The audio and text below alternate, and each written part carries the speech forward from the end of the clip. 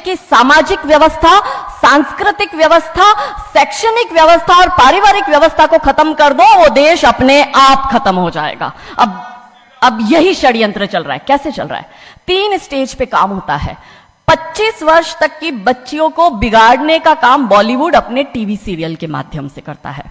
25 से 35 वर्ष की शादीशुदा महिलाओं का जीवन और उनके परिवार को बर्बाद करने का काम एकता कपूर जैसी महिलाएं अपने टीवी सीरियल के माध्यम से करती है। और जो नौकरी करती हुई बहन बेटियां महिलाएं हैं, जो कि वर्किंग विमेन हैं, उनका दिमाग खराब करने का काम ये ओटीटी प्लेटफॉर्म्स अपने वेब सीरीज के माध्यम से करता है। कैसे करता है, मैं संक्षिप्त में एक एक उदाहरण देकर आपके समक्ष रखूंगी।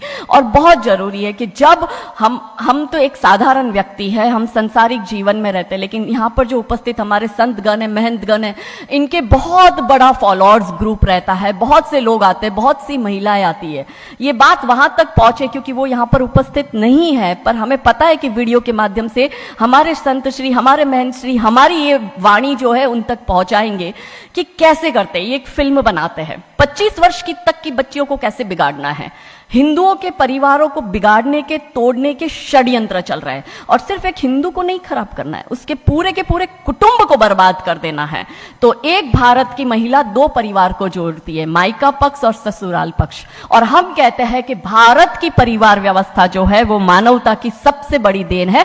तो इसी व्यवस्था को खत्म कर दो। कैसे कर दो? तो ये एक फिल्म बनाते हैं, अतरंगी रे।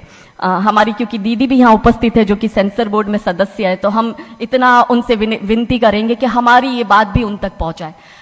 सिस्टमैटिकली ये फिल्मों में लड़की दिखाएंगे हिंदू की, लड़का दिखाएंगे मियां भाई का, और उसमें भी दिखाएंगे कि वो लड़का चाहे अनपढ़ हो, चाहे गवार हो, चाहे आतंकवादी हो, चाहे पंचर छाप हो, और वो हिंदू की लड़की चाहे कितनी पढ़ी लिखी हो, लेकिन उसका परिवार जो है वो रूढ़िवादी है, वो रिग्रेसिव है, और उसके सामने यदि वो घोड़ा भी चला रहा है, खच्चर टट्टू भी चला रहा है, तो वो बड़ा प्रोग्रेसिव है, वो बड़ा संस्कारी है। कैसे करते हैं? ये एक फिल्म बनाते हैं, अतरंगी रे।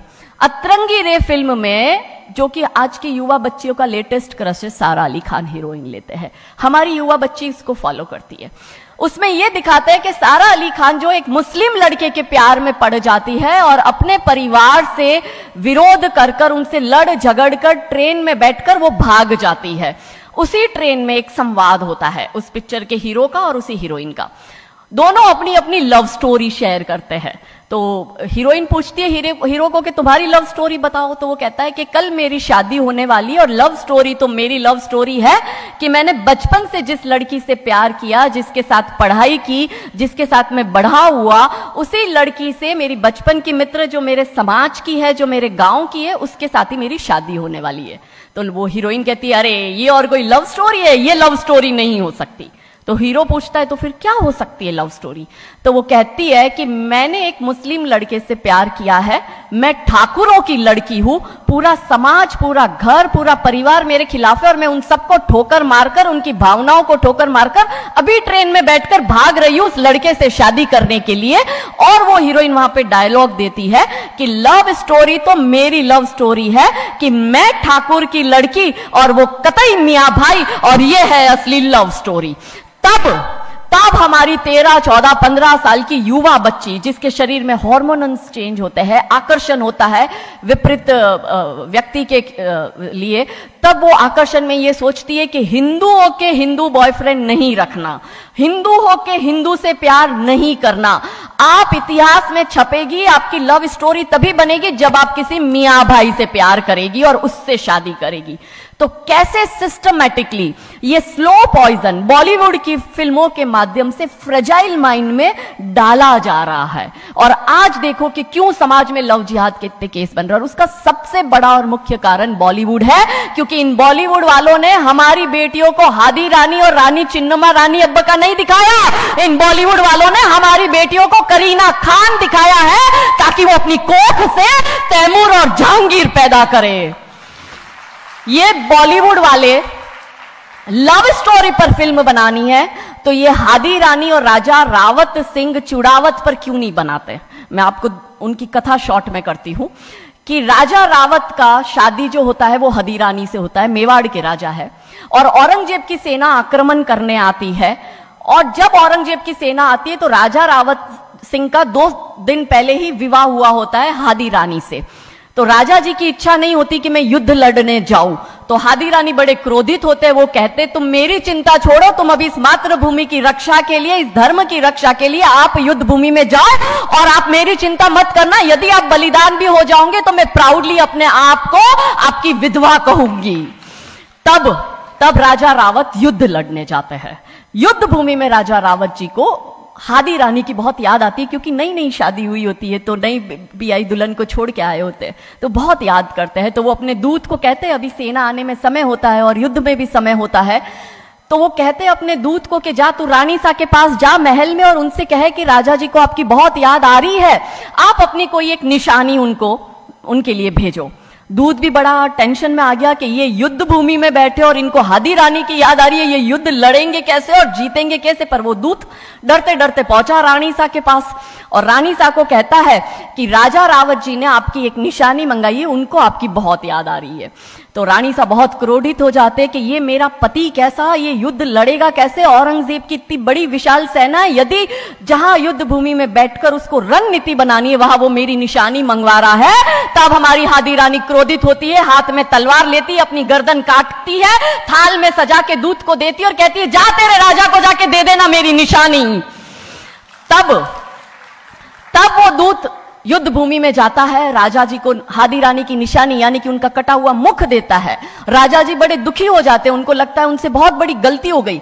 राजा जी रानी की अंतिम इच्छा समझ जाते हैं, रानी जी के लंबे बाल होते हैं, उन बाल की वो माला बनाते हैं, उनके मुख की माला बनाते, वो युद्ध लड़ते हैं, औरंगजेब से युद्ध जीतते हैं और जीतने के बाद राजा रावत वहीं युद्ध भूमि में अपना बलिदान देते, अपनी गर्दन काटकर वहीं अपने जीवन का त्याग करते हैं। यह है लव स्टोरी।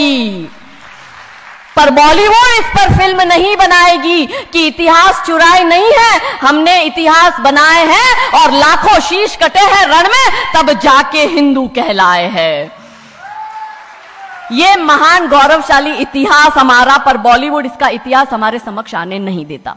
अब रहा 25 से 35 वर्ष की महिला, कैसे बिगाड़ती है एकता कपूर। वही sari, typical dress, typical getup, पीछे उसकी सीरियल में एकता कपूर की सीरियल में पीछे बहुत बड़ी अंबे मां की मूर्ति, दिखाएंगे कैसे हिंदू महिला को, क्योंकि परिवार खत्म करना है हिंदुओं का। तो वो एक से प्यार करेगी, शादी दूसरे से करेगी, जीवन में तीसरा पुरुष आएगा, फिर दूसरा मर जाएगा, फिर उसको चौथा पसंद आने लगेगा, फिर जो मर गया वो जिंदा हो जाएगा, फिर कंफ्यूज हो जाएगी किसके साथ जाऊं, दूसरे के साथ कि चौथे के साथ। क्या हमारी भारतीय महिलाएं, क्या हमारी हिंदू महिलाएं, सबसे बड़ा प्रश्न यह है कि क्या हम 4-4 पुरुषों के साथ अफेयर करते हैं? क्या ये हमारा सम्मान है? और अगर यदि हम सब एक होकर इसके लिए नहीं बोलेंगे तो ये आवाज नहीं उठेगी। और दुख की बात यह है कि ऐसी एकता कपूर जैसी महिलाएं जो घर तोड़ने का काम कर रही है, इनको पद्मश्री अवार्ड मिल जाता है। कैसे मिलता है? भारत सरकार से इस भूमि पर खड़े होकर मैं निवेदन करती हूं कि आप ऐसी महिलाओं के पद्मश्री वापस लो, क्योंकि ये महिलाएं हिंदू परिवारों के मकान, घर तोड़ने का काम कर रही है। और तीसरा और अंतिम, नौकरी करने वाली बहनों का दिमाग कैसे खराब करना है। तो ओटीटी प्लेटफॉर्म के माध्यम से ये दिखाएंगे कि यदि आप नौकरी कर रही है तो आपके सास ससुर आपके पैर की जूती, आपका पति आपके पैर की जूती। बच्चा पैदा करने के लिए आपको किसी से शादी करने की जरूरत नहीं है, आपको ससुराल व्यवस्था में रहने की जरूरत नहीं है, और आप है फेमिनिस्ट। और स्त्रीवाद का झंडा दिखाकर हमारी बहन बेटियों को एक हाथ में शराब का ग्लास, दूसरे हाथ से सिगरेट फूको, अंग्रेजी में गालियां बको और आप अपने आप को फेमिनिस्ट कहो। क्या यह फेमिनिज्म है भारत की धरती का? ये कभी नहीं हो सकता। रानी चिन्नमा, रानी अब्ब का फेमिनिज्म का उदाहरण है। और दूर जाने की जरूरत नहीं है, हमारी परम पूजनीय दीदी मां साध्वी रितंबरा दीदी मां फेमिनिज्म का सबसे बड़ा उदाहरण हमारे समक्ष है। रानी नायका देवी, रानी लक्ष्मीबाई हमारे लिए फेमिनिज्म का सबसे बड़ा उदाहरण है। तो यहां उपस्थित सभी महानुभावों से हम यही विनती करते हैं कि फिल्म के माध्यम से ड्रग्स, अश्लीलता और गाली गलौच ये दिखाने के सिवाय कुछ नहीं होता। तो हम सब मिलकर एक साथ एक आवाज उठाए कि इन चीजों का बंद होना बहुत जरूरी है, क्योंकि आने वाली पीढ़ियों को बर्बाद करने का काम ये लोग अपने टीवी सीरियल और फिल्मों के माध्यम से कर रहे हैं। और क्योंकि शुरुआत भगवान राम जी के नाम से करी थी, तो अंत भी हम भगवान राम जी के नाम से करना चाहेंगे कि कौन है राम। राम जो है चेतना है, बिंदु है, बिंदु जिससे प्रस्फुटित है तेज, तेज जो कि इस समस्त सृष्टि की रचना की कल्पना का हेतु है, अनाम है, अनाम जो है पंक्ति में प्रथम, प्रथम है धर्म धैर्य का